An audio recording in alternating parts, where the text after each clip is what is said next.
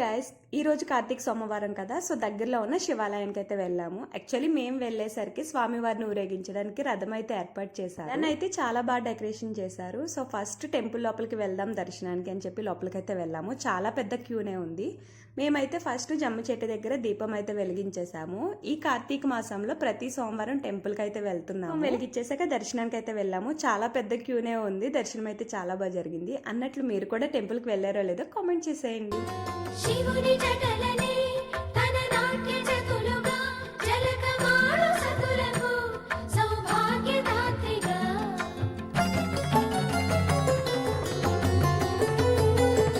గండాలను పాపాలను కడిగివేయగా ముక్తి నదిని మూడు మునకలే చాలుగా జలది వెనతలకు పోసె జనని గంగా భవాని ఆమె అండ మంచుకొండ